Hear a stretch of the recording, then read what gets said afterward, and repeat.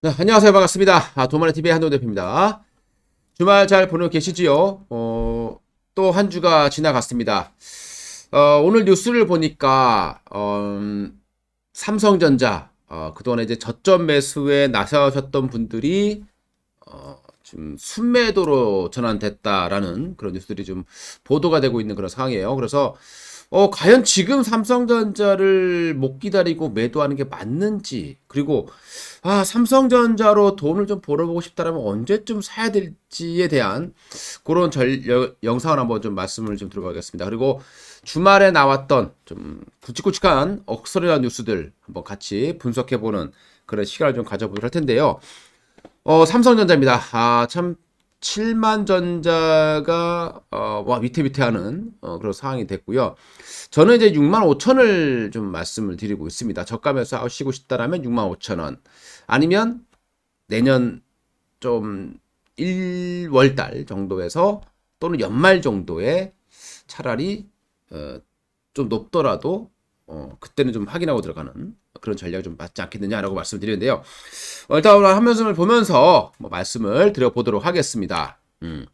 자, 요게 이제 삼성전자하고 디램 가격. 이 삼성전자가 실적이 그렇게 좋다고 하는데 왜 이렇게 주가가 빠졌느냐라는 걸 한번 우리가 좀 살펴볼 필요가 있을 것 같습니다. 여기 위에 화면을 보시게 되면요. 요게 이제 과거 이제 디램 가격의 추이입니다. 18년도에 고점을 찍었어요, 이미. 그리고 계속해서 내리막길을 걷고 있는 상황이고요. 지금도 어떻게 보면은 잠깐 반등이 나오긴 했습니다만은 18년도에 고점은 돌파하지 못하고 있는 그런 과정이죠. 18년도에는 DDR 디램 가격이 8달러 이상까지 올랐었던 그런 부분이 있었고, 지금은 이제 중간중간 반등은 나오지만, 여전히 하락 추세를 벗어나지 못했다라고 보는 게 맞을 것 같습니다. 자, 그런데 삼성전자의 모습 보시게 되면은 왜 상승이 나왔고 또 왜 하락이 나왔는지를 한번 우리가 봐야 될 것 같고요. 지금 삼성이 언제쯤 회복될 수 있는 것인가에 대한 또 우리가 생각을 좀 해봐야 될 것 같고, 그리고 반도체 장비 업체들 최근에 급락을 상당히 했습니다. 그래서 언제쯤 사면 될 것인가에 대한 내용을 한번 말씀을 드려볼게요. 일단 여기 보게 되면 18년도에 그 디램 가격입니다. 이미 18년도 초반부터 고점을 쳤어요. 쭉 내려왔습니다. 자, 근데 그 당시에 삼성전자 18년도면 여기랑 비슷하죠. 그러니까 삼성전자의 주가 흐름을 보시게 되면은 거의 디램 가격하고 비슷하게 움직인다라는 것을 우리가 부정할 수 없는 상황이죠. 왜냐하면 TSMC 지금 보시면 필라델피아 반도체 지수는 굉장히 높은 수준을 위치하고 있습니다. 왜냐하면 그 종합적인 거니까. 근데 삼성은 아무래도 디램의 영향을 받을 수밖에 없는 그런 부분이죠.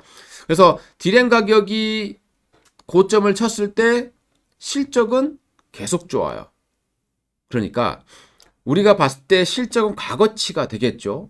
우리 아래 뉴스를 한번 보겠습니다. 뉴스를 한번 보시게 되면은 잠깐만요. 여기 뉴스라기보다 과거 이제 자료를 한번 보시게 되면은 삼성전자의 그 뉴스가 좀 있어요. 삼성전자 뉴스를 한번 볼 텐데 한번 보겠습니다. 이 부분이에요. 자, 이 부분인데 삼성전자의 뉴스입니다. 이게 과거치인데 삼성전자의 18년도 3분기 영업이익이 17조예요. 굉장히 큰 폭, 사상 최고치의 영업이익을 달성해 줄 때였다는 겁니다. 근데 그때 이미 주가는 1월 달부터 고점을 치고 계속해서 1월 달도 실적이 좋았고 1분기도 실적이 좋았고 18년도 2분기도 실적이 좋았고 3분기도 실적이 좋았다라는 겁니다. 근데 주가는 계속 빠졌어요. 이제 그게 이제 4분기부터 실적 감소세로 전환될 거라는 것을 미리 주가가 선반영했다라는 겁니다. 그래서 과거 보니 17년 4분기에 삼성전자의 영업이익을 보게 되면 전분기 대비해서 매출액과 영업이익이 감소했다라는 게 보이실 거예요. 이 시점이 오히려 바닥이 됐다라는 겁니다. 자, 그러면 우리가 지금 앞으로 갔다 삼성전자의 차트를 한번 볼게요. 요 지점이 지금 상당히 비슷한 그런 부분입니다. 이 점이죠. 상당히 비슷한 그런 가격대에 있는 거고, 그때가 아마 이 디램 가격을 보게 되면 이 정도의 위치에 있을 때다라고 보시면 되겠습니다. 그럼 디램 가격이 계속 떨어졌어요. 근데 최근에 디램 가격은 크게 올라오지도 않았던 상태였고, 거기에 좀 반등했다가 좀 다시 내려가는 부분인데, 디램 쪽은 여전히 좋아요, 사실상. 지금 뭐 코로나 때문에 수요가 많았던 부분들 이게 좀 해소되는 과정인 거고 향후에 DDR5로 전환 속도가 빨라질 수 있다는 부분들 뭐 AI 뭐 전반적으로는 여전히 이 데이터 센터 확대 이거는 뭐 우리가 부정할 수 없는 내용이니까 회복은 될 건데 그러면 삼성전자를 언제 사면 좋겠느냐라고 보게 되면요. 우리가 18년도를 빼놓고 생각할 수가 없는 거죠. 그럼 이때 보게 되면 4분기의 실적이 안 좋게 나왔습니다. 자, 그럼 4분기 실적이 나왔다는 게 언제 나왔을까요? 2019년 1월 달에 발표됐습니다. 그러니까 4분기 실적은 그 다음에 1월 달에 발표가 되겠죠. 그럼 삼성전자의 그 주가를 보시게 되면 19년도에 여기가 이제 19년도의 모습이고요. 여기에요. 그러니까 실적 발표된 것이 딱 저점이 되면서 그때부터 바닥을 시작했고 물론 그때부터 주가가 수직 상승은 나오지 않았습니다. 또 한참 뭐 한 6개월, 7개월 정도 좀 긴거하다가 이제 다시 이제 주가가 급등하기 시작했는데 자 그때 삼성이 올라갔던 이유가 바로 이제 그때 당시에 디램은 어려우니까 메모리 반도체 어려우니까 파운드리다 투자를 많이 확대를 한다고 발표를 했었고 이제는 그런 비전 정도가 아니라 본격적인 투자가 더더욱 진행되는 과정이 있다는 겁니다. 이번에 삼성 이주영 부회장이 또 미국으로 가는 그런 모습도 있었기 때문에 분명히 내년 초반에는 삼성전자가 바닥을 칠 가능성이 상당히 높다고 판단이 되고요. 그러면 지금과 과거의 모습을 비교해 봤을 때 삼성전자가 저점을 다시 한번 이탈해 줄 가능성도 배제할 수 없다라는 거죠. 지금 저점은 우리가 함부로 예측하기 좀 어려운 부분입니다. 그러면 실적이 안 좋다라는 게 발표가 돼야 되지 않겠느냐라는 거죠. 지금 3분기에 디램 가격이 떨어지기 시작했다라는 겁니다. 이미 그 전부터 현물 가격이 떨어졌고 이제 이 고정 거래까지 떨어졌기 때문에 그러면 그 실적은 고스란히 이제 4분기에 반영이 되겠죠. 그럼 3분기에 사상 최대 실적을 찍었고 4분기에 전 분기 대비해서 안 좋아지겠죠. 저는 그 시점이 오히려 바닥이 될 거다라고 판단되면서 1월달 정도면 삼성전자 충분히 저가 매수 가능하다. 만약에 그 전에라도요. 어떤 이유에서든 6만 5천 원까지 내려온다라고 하면 그때는 좀 안심하고 버텨볼 수 있는 살 수 있는 그런 가격이 되지 않겠느냐라고 말씀을 드리고 싶습니다. 그러니까 삼성전자를 좀 보유하고 계시던 분들은 지금까지 버텼는데 지금 와서 이거를 순매도로 전환되면서 많은 분들이 팔고 있다는 것은 또 우리가 다시 한번 생각해 볼 문제가 아닌가라고 저는 말씀을 드려보고 싶습니다. 오늘 제가 드린 말씀을 잘 기억해 보시고 그런 전략을 한번 삼성전자라 반도체 쪽을 관심 있게 보시는 분들은 그런 어떤 과거의 데이터라던가 우리 주가의 흐름들을 분석해 보시면서 좀 참고하셨으면 좋을 것 같습니다. 자, 그리고 이제 주말에 나왔던 우리 억소에 대한 뉴스들 한번 보도록 할 텐데요. 요거 좀 눈에 들어옵니다. 미국에서요, 최근에 노동력이 부족하다고 합니다. 사람들이 자꾸 퇴사를 해요.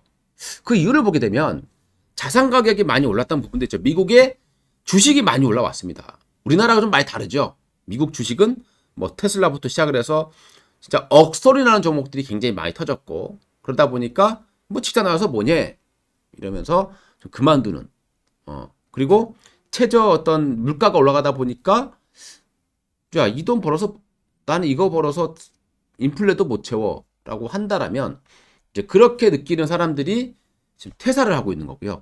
9월 달에 한 400만 명 정도가 퇴사를 한 것으로 나오고 있습니다. 노동력으로 봤을 때는 3.3% 정도가 지금 퇴사한 걸로 나오고 있다는 거죠. 지금 우리나라도 좀 비슷하죠. 알바를 구하기가 우리 자영업 하시는 분들이 식당 특히 아르바이트생을 구하기가 굉장히 어렵다는 얘기를 많이 합니다. 그만큼 이제 이 노동력 부족 이 사태가 지금 전 세계적으로 좀 비슷해지는 그런 모습이 있는데 그러다 보니까 미국에서 지금 로봇을 이용한 그런 산업들이 많이 나오고 있습니다. 최근에 많은 업체들이 급등했는데 로봇, 미래 관련된 부분 중에서 로봇 관련 종목만큼은 아직 시세가 나온 적이 없었다라는 거죠. 그래서 저는 요 부분들 나중에 제가 다시 한번 또 자세하게 관련 종목하고 또 영상을 제작해 드리겠지만 일단 로버스트라든가 T로보틱스, 레인보틱스 이런 종목들이 로봇에서는 가장 핵심적인 역할을 할 수 있는 종목이거든요. 특히 우리 협동 로봇이라던가 또는 이제 서빙 로봇. 요즘에 저 주위에서도 서빙 로봇을 좀 많이 보기 시작하고 있고요. 그리고 치킨도 요즘에는 로봇이 튀기는 세대가 됐기 때문에 저는 이런 부분들도 한번 이제 서서히 관심을 가져야 될 때가 아닌가라고 좀 생각을 해보고요. 최근에 게임주들이 많이 올라왔던 부분들 본다면 우리가 이제 이런 것도 한번 주가를 무조건 올라갔다는 게 아니라 이런 정도라면 이런 이슈를 가지고 있다라면 한번 우리가 그냥 가볍게 넘길 그런 부분은 아닌 것 같다라고 말씀드리고 싶고요. 자, 또 오늘 뉴스 나온 거 보시게 되면 이재용 부회장이 이제 출소 이후 5년 만에 처음으로 이제 미국으로 이제 출장을 갔습니다. 여기에서 이제 반도체 공장이 이제 어느 정도 확정이 될 것 같고요. 그다음에 모더나 백신 그리고 이제 AI 연구센터를 방문한다고 합니다. 자, 그러면 이 XM 물론 이제 XM이라는 종목은 예전에 삼성이 미국에 파운드리를 증설을 완료한다고 했을 때 좀 움직였던 종목이죠. 특히 오스턴 지역에 있는 삼성 그 파운드리에다가 공급한 적도 있었던 뭐 그런 기업이다 보니까 테마주로 약간 좀 움직였던 종목이기도 합니다. 여기에다가 XM은 또 대표적인 AI 관련주로 또 엮이기도 하죠. 그래서 빅데이터 업체이기 때문에 한번 움직여줄 가능성이 있지 않을까 생각이 들고요. 뭐 참고사항으로만 보시면 될 것 같습니다. 이재용 부재 가게 되면서 아무래도 이제 반도체 그동안의 반도체 가격이 좀 떨어지면서 반도체 관련 종목들 정말 엄청나게 빠졌거든요. 저는 뭐 솔브레인이라든가 뭐 이런 좋은 종목들이 최근에 디램 때문에 하락폭이 굉장히 컸습니다. 그리고 뭐 2차 전지라든가 이쪽으로 지금 매기가 다 쏠려 있는 상황이다 보니까 아랫돌을 빼서 윗돌을 깨는 그런 상황이에요. 그 이제 2차 전지가 끝없이 갈 수 있는 건 아닌 것 같고 언젠가는 2차 전지도 고개를 떨굴 가능성이 있을 것이고 특히 에코프로나 LNF 아직은 뭐 그런 지구는 없습니다만은 그러면 그 돈은 또 나와서 어딘가 가야 될 텐데 제일 만만한 건 비메모리 쪽이다라고 판단을 하셔야 될 것 같습니다. 그래서 일단은 이 뉴스가 나온 부분들은 반도체 장비 업체 특히 디램 쪽 말고요. 파운드리와 관련된 업체들에게는 좀 영양분을 좀 공급해 줄 수 있는 그런 뉴스로 좀 판단이 됩니다. 자, 그리고 또 하나의 뉴스. 중국은 절대 안 돼. 바이든 인텔 반도체 투자에 제동을 걸었다라는 얘기 나오고 있는데요. 최근에 이제 이제 16일 날 미중 이제 정상회담이 뭐 화상이지만 예정이 되어 있습니다. 뭐 워낙 다발적으로다가 지금 이 충돌이 나고 있는 부분이죠. 특히 대만 문제가 가장 해결하기 어려운 부분들이고 여기에다가 뭐 최근에 미국이 또 이번에 화웨이하고 ZT라든가 이런 기업들의 또 금지 사항을 내려놨고 그리고 또 인텔이 중국의 실리콘 웨이프 공장을 지금 증설하려고 했더니 자, 요 부분을 또 이번에 또 금지시키는 그런 모습이 나왔습니다. 그리고 이번에 또 보게 되면 중국을 타겟으로 하는 유럽하고 일본에는 철강 관세를 재조정하는 흐름이 나타났죠. 근데 여기에 내용한 것이 바로 중국을 타겟하는 겁니다. 중국이 문제다. 그래서 너네들은 유럽하고 일본 너네들은 좀 깎아줄게. 뭐 이런 식으로 좀 타협을 한 것으로 보여주고 있죠. 그만큼 이제 중국하고 미국의 어떤 흐름들이 계속 안 좋아요. 안 좋은 상황인데 뭐 정상회담 한다고 해봐야 뭐 큰 어떤 효과는 나오지 않을 걸로 판단이 되고요.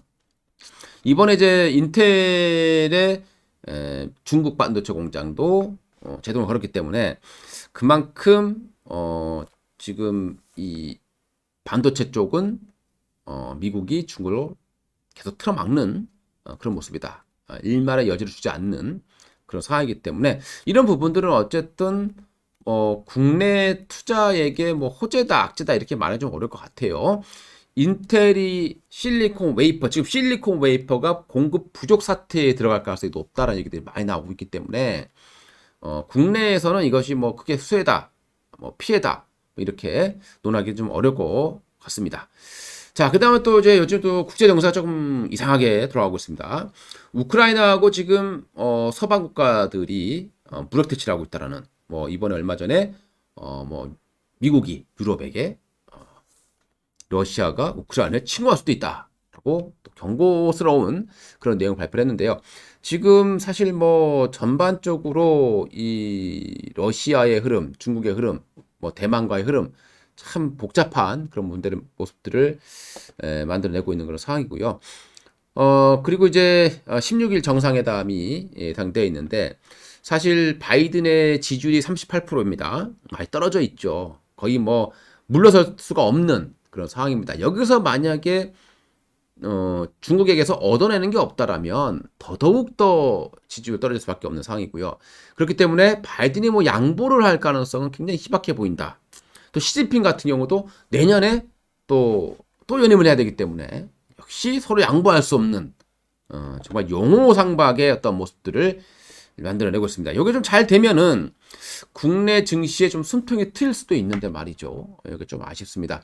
지금 중국이 약간 어떻게 보면은 핑계처럼 됐을지 모르겠지만 공급망을 가지고 많이 흔들고 있습니다. 뭐 핑계로는 탈탄소를 해야 되기 때문에 이렇게 됐다라고 얘기를 하고 있지만 그 안에는 아무래도 이 공급망을 가지고 흔들려는 중국의 어떤 속셈이 있지 않느냐라는 의구심도 들기도 합니다. 이렇게 되면 아무래도 미국의 지금 물가 상승률 어마어마하고요. 중국의 이번에 생산자 물가 지수가 13% 이상 폭등하는 그런 모습들을 보여줬습니다. 그렇기 때문에 최근에 뭐 70년대의 스태그플레이션이 비슷하냐 아니냐 이런 가불론박이 지금도 계속 이어지고 있는 그런 상황이죠. 아무튼 뭔가라도 하나 나와줘서 한국 증시에 좀 숨통을 틔워줬으면 좋겠습니다만은 현재로서는 해결책이 이렇게 탁 나오지 않는 것 같습니다. 이게 돼서 공급망이 좀 잘 돼야 돼요. 국내 코스피 상장 주식수의 55% 이상이 바로 이 공급망 붕괴에 따른 피해 업종이거든요. 이게 좀 해결돼야 코스피도 좀 상승하지 않겠느냐 이렇게 생각이 듭니다. 결과를 주목을 해봐야 될 것 같고요. 그리고 이번에 광군제였습니다. 11월 11일이죠. LG생활건강이 광군제에서 3,700억의 매출을 달성했다. 그리고 하루에 1,000억을 팔았다. 대박낸 K뷰티라는 내용의 뉴스가 나오고 있습니다. 자, 이러면 야, 그동안에 LG생활건강, 아모레, 한국콜마, 코스맥스, 그나마 코스맥스는 덜 빠졌죠.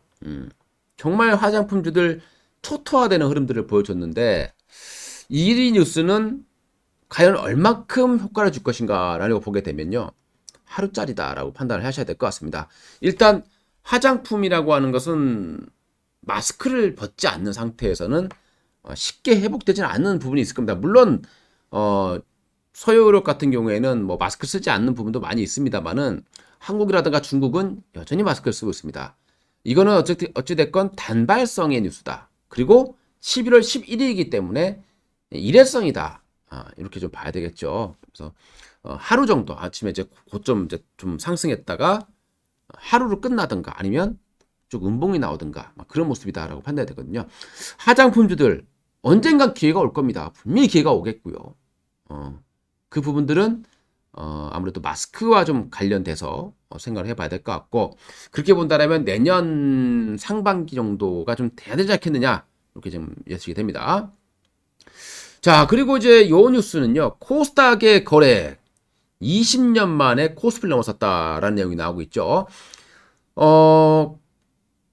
참 시가총액의 차이를 보게 되면은 뭐 엄청난데 거래 대금을 해서 본다면 코스닥이 좀 능가했다. 자, 그러면 코스피가 얼마나 매매를 받았는지 좀 알 수 있을 것 같고요. 최근에 코스닥 아무래도 이제 코스닥 신지수 발표도 있을 것이고 또 셀트리온 헬스케어가 향후에 셀트리온과 합병되게 되면 이제 코스닥에서 없어지겠죠. 뭐 그런 부분도 어느 정도 대비를 한 그런 이제 시가총액 바꾸기 그런 모습들이 좀 진행되는 것이 아니냐라는 생각이 듭니다.